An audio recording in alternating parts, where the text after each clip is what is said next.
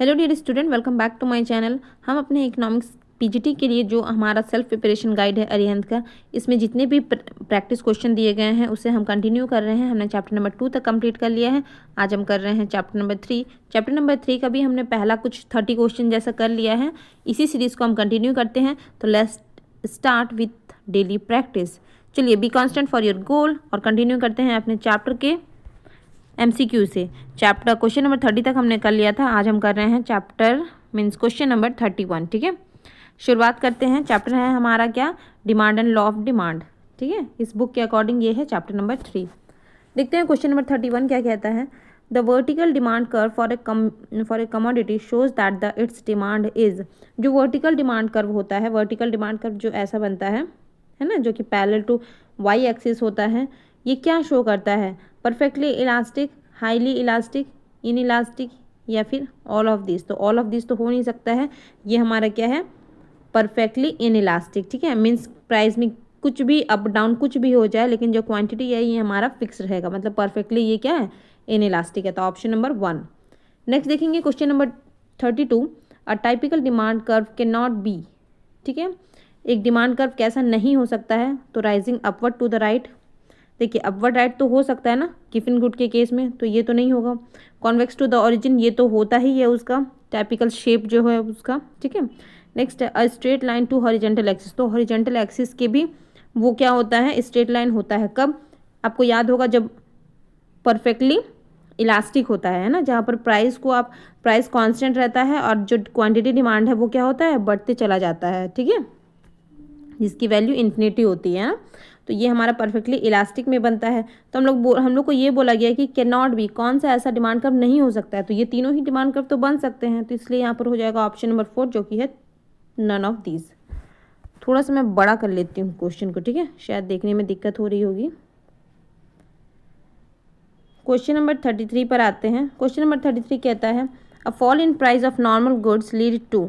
ठीक है, जब प्राइस फॉल करता है नॉर्मल गुड्स का, इसके कारण से क्या होता है कि जब प्राइस फॉल करेगा तो डिमांड बढ़ेगा। ठीक है, देखते हैं क्या है। Shift in demand curve, price में चेंज होने से शिफ्टिंग नहीं होती है। ठीक है, तब एक्सटेंशन और कॉन्ट्रैक्शन होता है। फॉल इन डिमांड कर्व नहीं। Rise in consumer real income, a fall in consumer real income. तो देखिए, प्राइस जैसे ही फॉल कर गया है तो इसका मतलब रियल इनकम का क्या मतलब होता है, आपका जो इनकम है वो अभी भी 100 है, पहले भी 100 था और अब भी वो कितना है, 100 ही है। लेकिन चूंकि प्राइस कम हो गया है तो अब आपको 100 में, मान लीजिए पहले आप 5 क्वांटिटी खरीद पा रहे थे, अब प्राइस कम होने के कारण आप 7 क्वांटिटी खरीद पा रहे हैं। इसका मतलब आपका ये जो रियल इनकम है इसमें आपको क्या देखने को मिल रहा है, इंक्रीमेंट देखने को मिल रहा है। ठीक है, एक्चुअल में आपका इनकम नहीं बढ़ा है, लेकिन चूंकि प्राइस कम हो गया है जिसके कारण से आप ज़्यादा क्वांटिटी खरीद पा रहे हैं, इसलिए हम लोग इसको क्या बोलेंगे कि कंज्यूमर का रियल इनकम क्या हो गया है, बढ़ गया है। तो ऑप्शन नंबर सी, मतलब 3। क्वेश्चन नंबर 34 देखेंगे। Expansion and contraction in demand are caused by. जो एक्सपेंशन और कॉन्ट्रैक्शन होता है डिमांड कर्व में, वो कैसे होता है, वो प्राइस के अप डाउन से होता है। ठीक है, देखते हैं ऑप्शन क्या है। Change in income of the buyer, income से नहीं होता है। Change in the taste and preference of the buyer. Change in price of the commodity, बिल्कुल ऑप्शन नंबर 3 क्या हो जाएगा, change in price of the commodity. ठीक है, नेक्स्ट देखेंगे क्वेश्चन नंबर 35। क्वेश्चन नंबर 35 क्या कहता है, which of the following elasticity of demand measure the moment along the demand curve rather than the shift in demand curve. क्या बोल रहा है, इलास्टिसिटी ऑफ डिमांड जो है मेजर करता है क्या, moment along the demand curve rather than the shift in demand curve. Means जो शिफ्टिंग है डिमांड कर्व की वो नहीं हो रही है, बल्कि क्या हो रहा है, मूवमेंट हो रहा है अलोंग द डिमांड कर्व। ठीक है, सेम डिमांड कर्व में ही मूवमेंट देखने को मिल रहा है। मीन्स वही एक्सटेंशन और कॉन्ट्रैक्शन जो कि प्राइस के कारण होता है। तो वो कौन सी इलास्टिसिटी बताती है हमें, income elasticity, price elasticity, cross. तो बिल्कुल ये तो हमारा हो जाएगा price elasticity of demand. Question number 36 देखेंगे। Purchasing power of money fall when. जब परचेजिंग पावर ऑफ मनी हमारा गिर जाता है, कब गिरता है, प्राइस लेवल इंक्रीज। बिल्कुल, देखिए वही वाला क्वेश्चन है जिसके कुछ टाइम पहले हमने किया था कि purchasing power of money fall, यानी कि कोई भी चीज़ मान लीजिए आपको 100 में मिल रही थी और अभी 100 में आप 5 आइटम खरीद रहे थे। ठीक है, अभी आपका जो 100 का परचेजिंग पावर है वो कितना है, 5 क्वांटिटी का है। लेकिन ये फॉल कब कर जाएगी, जब इसका प्राइस बढ़ जाएगा। ठीक है, इसका प्राइस बढ़ जाएगा और आप 3 के जगह पर अब आप 4 खरीद पा रहे हैं या फिर 3 खरीद पा रहे हैं। इसका मतलब क्या हो गया कि इसका प्राइस बढ़ गया, मीन्स प्राइस लेवल इंक्रीज। ठीक है, देखेंगे question number 37, normal goods have zero income elasticity, negative income elasticity, positive income elasticity या फिर इनफाइनाइट इनकम इलास्टिसिटी। तो बिल्कुल नॉर्मल गुड्स के लिए क्या होता है, पॉजिटिव इनकम इलास्टिसिटी। जैसे जैसे इनकम बढ़ती है नॉर्मल गुड्स की डिमांड भी क्या होती है, बढ़ती जाती है। नेक्स्ट देखेंगे क्वेश्चन नंबर 38 को, if 20% fall in the price of commodity bring 40% increase in its demand, then the demand of the commodity will be treated as, क्या बोला है, 20% प्राइस हमारा क्या हो गया है, फॉल किया है। ठीक है, ये प्राइस है और ये क्वांटिटी है ना, हमें पता है कि ये प्राइस है, परसेंटेज ऑफ प्राइस, ये परसेंटेज ऑफ क्वांटिटी।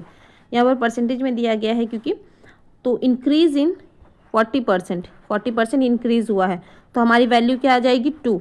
इसका मतलब ये क्या हो गया है हमारा, इलास्टिक है ना, in elastic, elastic, highly elastic, perfectly elastic. तो ये हमारा क्या हो जाएगा, परफेक्टली इलास्टिक। नेक्स्ट देखेंगे क्वेश्चन नंबर, परफेक्टली इलास्टिक या फिर हम लोग इसको इलास्टिक भी बोल सकते हैं। परफेक्टली इलास्टिक तो तब होगी जब उसकी वैल्यू इन्फिनिटी होगी, है ना। तो ऑप्शन नंबर 4 नहीं होगा बल्कि ऑप्शन नंबर 2 हो जाएगा। ये क्या है, इलास्टिक है ना, क्योंकि इसकी वैल्यू कितनी आई है 2। अगर उसकी वैल्यू इन्फिनिटी आती तो ये होता परफेक्टली इलास्टिक, और हाईली इलास्टिक जैसा कोई टर्म नहीं होता है। नेक्स्ट देखेंगे क्वेश्चन नंबर 39, व्हेन प्राइस, एक मिनट साफ कर देती हूँ, when price fall bye 5% and demand increase by 6%। वैसे ही सिमिलर क्वेश्चन है, प्राइस 5% फॉल किया है और जो इन डिमांड है वो कितना 6% इंक्रीज किया है, then the elasticity of demand is, तो इलास्टिसिटी क्या होगी, इसको अगर हम लोग कट करेंगे तो ये आ जाएगा हमारा 1.2 आ जाएगा। मीन्स ये भी क्या है, इलास्टिक है। कैसा, इलास्टिक है ना। नेक्स्ट देखेंगे question number 40।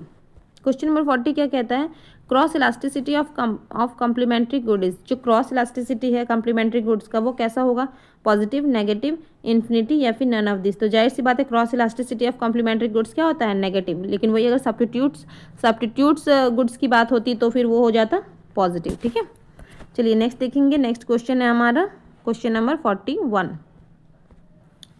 Demand of iPod increase from 950 to, demand बढ़ा है ना, तो उसमें प्राइस का सिंबल क्यों बना हुआ है, चलो कोई बात नहीं। Demand of iPod increase from 950 to 980 and the income increase from ₹9,000 to 980, यानी कि आपको इनकम इलास्टिसिटी पूछी गई है यहाँ पर। ठीक है, अगर हम लोग देखेंगे इसको तो इनकम इलास्टिसिटी का फॉर्मूला हमें पता है कि सेम प्राइस इलास्टिसिटी की तरह ही होती है, delta Q divided by delta Y into Y divided by Q. तो यहाँ पर डेल्टा क्यू हमें कितना देखने को मिल रहा है, 950 से 980 चेंज हुआ है, तो यहाँ पर जो हमारा डिफरेंस आ जाएगा ये हो जाएगा 30। अगर डेल्टा वाई की बात करेंगे तो ये हमारा आ जाएगा 800। आगे अगर हम लोग इसको देखेंगे तो वाई जो हमारा इनिशियल है वो कितना है 9000, और हमारा जो इनिशियल क्वांटिटी डिमांडेड है वो है 950। ठीक है, ये ज़ीरो कट जाएगा, मीन्स ये हमारा हो जाएगा 38 इंटू 9। ये तो पूरा मैसी हो गया है, कोई बात नहीं। अगर आप इसको सॉल्व करेंगे, आप समझिए कंसेप्ट, इस फॉर्मूले पे आपको लगाना है और जैसे आप वैल्यू पुट करेंगे तो आपका जो आंसर है वो आएगा ऑप्शन नंबर 2 0.35। ठीक है, मैंने इसको 5 टाइम कैलकुलेट किया है और ये आएगा 0.35। ठीक है, नेक्स्ट क्वेश्चन देखेंगे question number 42, contraction of demand result due to, contraction of demand का जो कॉन्ट्रैक्शन हो रहा है वो किसके कारण से हो रहा है। कॉन्ट्रैक्शन ऑफ डिमांड हमें पता है कि प्राइस के चेंज होने से होता है। ठीक है, और प्राइस बढ़ने से क्या होता है, कॉन्ट्रैक्शन होता है, प्राइस के घटने से एक्सपेंशन होता है डिमांड में। चलिए, तो यहाँ तो हमें पता चल गया है कॉन्ट्रैक्शन ऑफ डिमांड का क्या मतलब हो गया है कि प्राइस क्या हो गया है हमारा, बढ़ गया है ना, increase in price of goods. Next देखेंगे question number 43, bricks for houses is an example of which kind of demand. जो ब्रिक्स है यूज़ होता है डिमांड, मतलब कि हाउस में जो ब्रिक्स यूज़ होते हैं वो किस टाइप का डिमांड है, कंपोसाइट, कॉम्पिटिटिव, जॉइंट या फिर डिराइव। तो ये बिल्कुल हमारा जॉइंट डिमांड है ना, अकेले ब्रिक्स का तो कुछ काम नहीं है, ये आपस में मिलके एक जॉइंट, मतलब बहुत सारी चीज़ें मिलके एक हाउस बनता है। ठीक है, तो ये हमारा हो गया जॉइंट डिमांड का एग्जाम्पल। नेक्स्ट देखेंगे question number 44, certain goods for which quantity demanded decrease when income increase are called. क्या बोला है आपसे, certain goods for which quantity demanded decrease. ठीक है, क्वांटिटी डिमांड डिक्रीज हुआ है when income increase are called, income increase होने के कारण आपका क्वांटिटी डिमांड क्या हो गया, डिक्रीज हो गया है। तो जाहिर सी बात है इन्फीरियर गुड हो गया ना, क्योंकि सुपीरियर गुड्स के लिए तो आप जितना आपका इनकम बढ़ेगा आप उतना ज़्यादा इसकी क्वांटिटी डिमांड को बढ़ाएंगे। लेकिन अगर आपका इनकम बढ़ रहा है और आप कुछ चीज़ को छोड़ रहे हैं, किस टाइप के गुड को छोड़ रहे हैं, तो ये इन्फीरियर टाइप के गुड को आप छोड़ेंगे, क्योंकि आपका इनकम बढ़ रहा है, जिसके कारण से आप सुपीरियर गुड्स की तरफ मूव करना चाहेंगे। नेक्स्ट देखेंगे क्वेश्चन नंबर 45। क्वेश्चन नंबर 45 कहता है demand for electricity power is elastic because, इस टाइप का क्वेश्चन हमने पिछली वीडियो में भी किया था कि जो demand for the electricity power is elastic, क्यों इलास्टिक होती है, क्योंकि उसके अल्टरनेटिव यूज़ होते हैं, ठीक है, इसीलिए उसकी जो डिमांड है इलेक्ट्रिसिटी की वो इलास्टिक होती है। क्या है ऑप्शन देखते हैं। It is available at a very high place, it is essential for life, it has many uses, यही हो जाएगा, इट हैज़ मैनी नहीं, इट हैज़ मैनी यूजेज, ठीक है। नेक्स्ट देखेंगे क्वेश्चन नंबर 46 को। If income of a person increase by 10%, ठीक है, his demand for good increase by 30%, 30% उसका डिमांड इंक्रीज हुआ है और 10% इनकम इंक्रीज हुआ है, तो इनकम इलास्टिसिटी कैसी होगी, तो ये हो जाएगी 3 मीन्स मोर देन 1। नेक्स्ट देखेंगे question number 47। In case of luxury good the income elasticity of demand will be, in case of luxury good की बात की गई है, इनकम इलास्टिसिटी क्या होगी, तो जाहिर सी बात है कि जितनी आपकी इनकम बढ़ेगी आपकी लग्जरी गुड्स की जो डिमांड है वो क्या होगी, बढ़ती चली जाएगी। इसका मतलब दोनों के बीच में पॉजिटिव रिलेशन है ना, जीरो नेगेटिव तो होगा ही नहीं, positive and greater than 1, positive and less than 1 नहीं, लेस देन 1 नहीं होगा, पॉजिटिव एंड ग्रेटर देन 1, ठीक है, इलास्टिक होगी ना। नेक्स्ट देखेंगे question number 48। In case of straight line demand curve meeting 2 axis, ठीक है, in case of straight line demand curve meeting 2 axis, ये जो 2 एक्सिस को टच कर रहा है डिमांड कर्व हमारा यहाँ और यहाँ, और कहाँ गया, the price elasticity of demand at a point where the curve meet Y axis would be, तो ये जो पॉइंट है जहाँ पर वाई एक्सिस को टच कर रहा है ये डिमांड कर्व, ये क्या है, 0, ग्रेटर देन 1, लेस देन 1 या फिर इन्फिनिटी। तो यहाँ पर क्या हो जाएगा हमारा डिमांड का द प्राइस, अच्छा प्राइस इलास्टिसिटी हमारी क्या होगी यहाँ पर, तो प्राइस इलास्टिसिटी का फॉर्मूला हमें पता है कि क्या होता है, अगर आपको नहीं भी पता है आंसर तो भी आप निकाल सकते हैं, ठीक है। मेरे कहने का मतलब ये है कि रटने की कोई ज़रूरत नहीं है, इसलिए मैं इसे सॉल्व करके टाइप से बता रही हूँ आपको।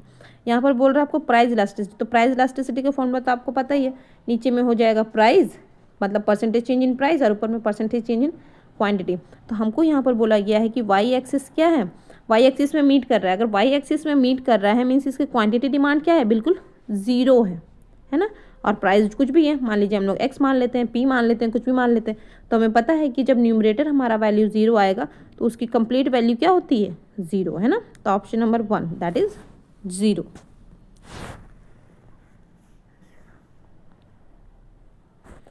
ठीक है, नेक्स्ट देखते हैं question number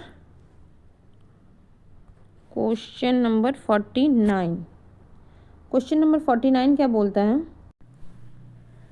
calculate income elasticity for the house hold when the income of the house hold increase by 10% and the demand for car rises by 20%, यानी कि जो डिमांड बढ़ा है, सॉरी यहाँ जो हमारा डिमांड कार का राइज हुआ है वो कितना हुआ है 20%, और जो हमारा इनकम इंक्रीज हुआ है वो हुआ है 10%। तो हमें इनकम इलास्टिसिटी बताना है, तो ये हो जाएगा 2, ठीक है, +2। नेक्स्ट देखेंगे क्वेश्चन नंबर 50। क्वेश्चन नंबर 50 कहता है the commodity whose demand is associated with the name of sir Robert Giffen, ये किस टाइप के गुड है, तो हमें पता है कि गिफिन गुड कौन से गुड होते हैं, तो इन्फीरियर गुड्स, है ना। क्वेश्चन नंबर 51 को देखते हैं। In expansion and contraction of demand curve, expansion और कॉन्ट्रैक्शन कब होता है, जब प्राइस में चेंजेस देखने को मिलता है, ओनली प्राइस में। Curve remain unchange, curve remain unchange, curve change, slope, तो कर्व रिमेन अनचेंज ये तो होता ही है ना, कर्व तो चेंज नहीं करता है ना, ये तो अपने ही में movement along with the curve होता है उसमें। देन है कर्व चेंज तो नहीं होता है, slope of the demand curve change, हाँ स्लोप आपका डिमांड कर्व में क्या होता है, चेंज होता है, तभी तो हमें कहीं पर उसकी वैल्यू अलग अलग देखने को मिलती है, कहीं पर ग्रेटर दैन 1, कहीं पर 0, इस तरीके। तो ऑप्शन नंबर 4 बिल्कुल सही है, बोथ 1 and 3। नेक्स्ट देखेंगे क्वेश्चन नंबर 52 को। क्वेश्चन नंबर 52 बोलता है other things remaining constant if the price of the inferior goods decrease then what will be the effect. जब इन्फीरियर गुड्स का प्राइस क्या हो गया है, inferior goods decrease, price of inferior good, अगर इन्फीरियर गुड्स का प्राइस कम हो गया है then what will be the effect. अगर इन्फीरियर गुड का प्राइस कम हो गया है मीन्स उसी प्राइस में जो भी एक कंज्यूमर है वो दूसरा प्रोडक्ट खरीद सकता है, ठीक है। तो यहाँ पर क्या बोला है, हमें पूछा कि other thing remaining constant if the price of the inferior good decrease then what will be the effect. अच्छा, तो इसका इफेक्ट क्या होगा, demand increase, demand decrease, quantity demand increase, quantity demand decrease. तो यहाँ पर क्या हो जाएगा, अगर हम लोग देखेंगे तो क्वांटिटी डिमांड हमारा क्या हो जाएगा, इन्फीरियर गुड्स के लिए डिक्रीज हो जाएगा, ठीक है। इन्फीरियर गुड्स के लिए जब उसका प्राइस घट गया है तो सेम प्राइस में तो हमें कुछ और प्रोडक्ट मिल सकता है, ठीक है, जो कि इन्फीरियर ना हो बल्कि नॉर्मल गुड्स हो। तो यहाँ पर जो क्वांटिटी डिमांड होगा इन्फीरियर गुड्स का वो कैसा हो जाएगा, तो डिक्रीज कर जाएगा। नेक्स्ट देखेंगे question number 53, when price fall from 6 to 4, ठीक है। प्राइस फॉल क्या है, 6 to 4, the demand rise from 10 to 15 units, calculate price elasticity of demand. तो हमें फॉर्मूला पता है कि delta Q by delta P into P by Q. हमें क्या दिया गया है, प्राइस फॉल फ्रॉम 6 to 4, यानी कि हमारा जो डेल्टा पी है वो कितना आ जाएगा, ये आ जाएगा 2, और हमारा डिमांड राइज किया है 5 यूनिट, ठीक है। अगर हम लोग देखेंगे इनिशियल प्राइस है हमारा 6 और इनिशियल क्वांटिटी है हमारी 10। जब हम लोग इसको कैलकुलेट करेंगे तो हमें क्या मिलेगा, 5 2 3 1.5 है ना, 1.5, ऑप्शन नंबर 1। नेक्स्ट देखेंगे क्वेश्चन नंबर 54। क्वेश्चन नंबर 54 क्या बोलता है, cross elasticity of perfect substitutes is. अभी हमने पढ़ा था कि क्रॉस इलास्टिसिटी ऑफ किसका, तो कम्प्लीमेंट्री गुड्स का। यहाँ पर हमसे पूछा गया है कि क्रॉस इलास्टिसिटी ऑफ किसकी, परफेक्ट सब्स्टिट्यूट्स की। तो ये होती है हमारी इन्फिनिटी, ठीक है, क्योंकि यहाँ पर परफेक्ट बोला गया है। नेक्स्ट देखेंगे question number 55, a consumer spend ₹80 on purchasing a commodity when it's price is ₹1 per unit and spend 96 when the price is ₹2 per unit, calculate the price elasticity of demand. ठीक है, यहाँ पर हमें price elasticity को calculate करने बोला गया है। एक कंज्यूमर है जो कि स्पेंड करता है कितना, 80 रुपीज़, कब, जब उसकी प्राइस कितनी होती है 1, यानी कि 1 रुपीज़ में वो 80 रुपीज़ खर्च करता है ना। 1 रुपीज़ है किसी की प्राइस और वो 80 रुपीज़ खर्च करता है, मीन्स 1 रुपये की एक क्वांटिटी मिल रही है ना। यहाँ से हम लोग को समझ में आ रहा है कि क्वांटिटी हमारी कितना है, 80 है, क्योंकि वो 80 रुपीज़ वो खर्च कर रहा है और एक का प्राइस 1 है, तो इसका मतलब वो क्वांटिटी कितनी ले रहा है, 80 ले रहा है। ही स्पेंड 96, उसके बाद उसने कितना स्पेंड किया, he spend 96 when the price is 2। अब प्राइस कितना हो गया है हमारा, 2 रुपीज़ हो गया है, और वो कितना क्वांटिटी खरीद रहा है, मतलब वो कितना क्वांटिटी नहीं, मीन्स अब वो कितना ले रहा है, 96। तो अगर हम लोग देखेंगे तो 96 माइनस जब हम लोग 80 करेंगे तो ये हमारा होगा 6 और 1 16 है ना, मीन्स, एक मिनट देखिए, 1 रुपीज़ में, ओहो, यहाँ पर ₹1 में क्या हो रहा है, आपको 80 क्वांटिटी मिल रही है ना, मीन्स वो 80 रुपीज़ खर्च कर रहा है और हर जो गुड्स है उसका प्राइस है 1, मीन्स वो कितना क्वांटिटी खरीद रहा है, तो ये खरीद रहा है 80। इस बात से हमें क्लियर, मतलब ये बात पूरा कंप्लीट क्लियर है। नेक्स्ट है, जब प्राइस हो गया 2 रुपये तो वो कितना खरीद पा रहा है, मतलब कितना वो एक्सपेंड कर रहा है, तो 96 रुपीज़ स्पेंड कर रहा है, मीन्स वो क्वांटिटी कितना खरीद रहा है, तो ये हो जाएगा 96 डिवाइडेड बाई 2 अगर हम लोग करेंगे तो ये हमारा आ जाएगा 48 रुपीज़ वो खर्च, मतलब क्वांटिटी वो ले पा रहा है। ठीक है, 96 वो खर्च कर रहा है और हर गुड्स का प्राइस कितना है, 2 रुपीज़। तो जब हम लोग डिवाइड करेंगे तो हमें मिलेगा 48, है ना, यानी कि 48 यूनिट वो परचेज़ कर रहा है। चूँकि हमें यहाँ पर इलास्टिसिटी पूछी गई है तो हमारे पास जो Q1 है ये आ गया 80, जो Q2 है ये आ गया 48, जो P1 है ये है हमारा 1 और जो P2 है वो हमारा हो गया 2। ठीक है, तो अब इतनी सारी है हमारे पास वैल्यू, तो इसको जब हम लोग पुट करेंगे अपने इक्वेशन में तो क्या देखते हैं, एक बार लिख लेती हूँ। हमारे पास जो Q1 है वो कितना है, 80, Q2 है 48, P1 है 1 और P2 है 2। तो जब हम लोग फॉर्मूले में पुट करेंगे तो हम लोग देखेंगे जो delta Q divided by delta P into P by Q, ये होता है हमें पता है। तो डेल्टा क्यू यानी कि 80 माइनस 48 करेंगे तो कितना आ जाएगा 32। डेल्टा पी कितना आ जाएगा 2 माइनस 1 करेंगे तो 1 मल्टीप्लाई बाई पी, हमारा इनिशियल प्राइस क्या है 1 और इनिशियल क्वांटिटी कितनी है तो 80। जब हम इसको सॉल्व करेंगे तो क्या देखेंगे कि 8 4 है ना, 8 4 से 32, तो ये हमारा हो जाएगा 0.4 आंसर 0.4। ऑप्शन नंबर 3 बिल्कुल यहाँ पर करेक्ट है। ठीक है, चलिए होप क्लियर हुआ होगा। नेक्स्ट देखेंगे क्वेश्चन नंबर 56। क्वेश्चन नंबर 56 बोलता है when the price of a cylinder rises from 120 to 200, ठीक है, प्राइस इंक्रीज हुआ है 120 से 200, the demand fall from 300 to 200, calculate the price elasticity of demand. यहाँ ये भी सेम ही है, जब आपका प्राइस क्या हो गया है, राइज किया है 120 टू 200, यानी कि प्राइस हमारी कितनी हो गई, जो डेल्टा पी हमारा आ जाएगा वो हो जाएगा 80, डेल्टा क्यू की बात करेंगे तो 100 है ना, ये पे 300 टू 200 हो गया है क्वांटिटी हमारा। नेक्स्ट देखेंगे जो इनिशियल प्राइस है वो हमारा कितना है 120, और जो इनिशियल क्वांटिटी है वो है हमारी 300। जब हम लोग इसको सॉल्व करेंगे तो क्या देखेंगे, क्या आ जाएगा हमारा 4, ये कट गया, 4 4 2 ज़ा 8, तो ये हमारा आ जाएगा 0.50, ऑप्शन नंबर 2।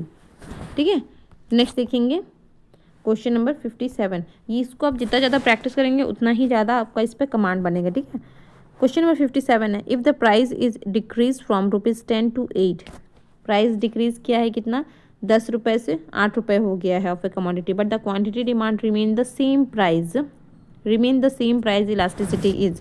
अच्छा, यहाँ पर आपको क्या बोला गया, आप इसको कैलकुलेट भी कर सकते हैं या फिर ऐसे भी बता सकते हैं कि देखिए जो हमारी सेम प्राइस है ना, यानी कि प्राइस में कोई चेंज देखने को नहीं मिला है, यानी कि डेल्टा पी की अगर हम लोग वैल्यू की बात करेंगे तो पहले भी मान लीजिए कि 1 था और बाद में भी क्या है 1 ही है, यानी कि कोई डिफरेंस देखने को नहीं मिला है। ठीक है, तो ये वैल्यू कितना आएगा 0।